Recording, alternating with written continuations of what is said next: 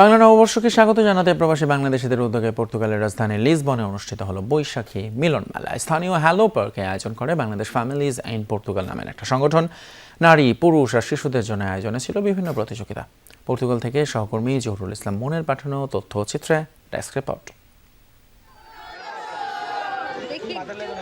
চারিদিকে বাঙালিয়ানা সাজ পোশাক আর উৎসবের আমেজ। পর্তুগালের রাজধানী লিসবনে এমন আয়োজনের মধ্য দিয়েই বৈশাখ আর বাংলা নতুন বছরকে স্বাগত জানিয়েছেন প্রবাসীরা।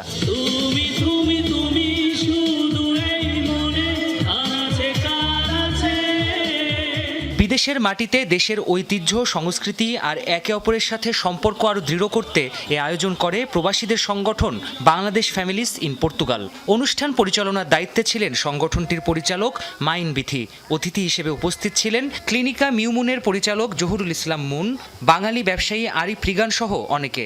অনুষ্ঠান আয়োজনে অন্যান্যের মধ্যে সহযোগিতা করেন প্রবাসী রেশমা, রিয়াজ ও ফখরুল। আমরা যারা বাইরে প্রবাসী থাকি তারা বৈশাখী যে সংস্কৃতিটা কখন আসে, ফাল্গুন কখন আসে চলে যায় আমরা টের পাই না। তো এই আসলে বাইরের সবার মাঝে একটা উৎসব জাগানোর জন্য আমাদের এই অনুষ্ঠানটা আয়োজন করা। আমরা এবার ব্যতিক্রমধর্মী কিছু রাখতে চেয়েছি।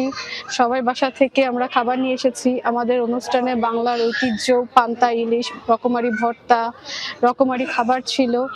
অনুষ্ঠানে বিভিন্ন বিনোদনমূলক আয়োজন নজর কাড়ে অতিথিদের। বালিশ খেলা আর র্যাম্প শোর মতো প্রতিযোগিতায় অংশ নেন নারীরা। পুরুষরা অংশ নেন যেমন খুশি তেমন সাজো প্রতিযোগিতায়।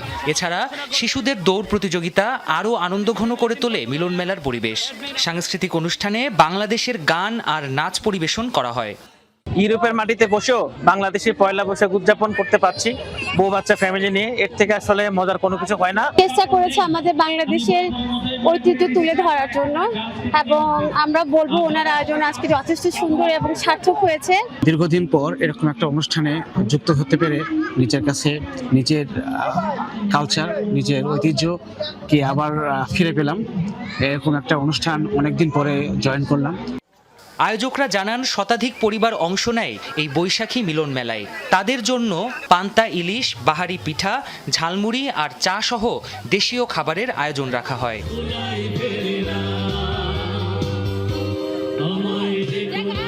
প্রাণপ্রতিম কুণ্ডু, যমুনা নিউজ।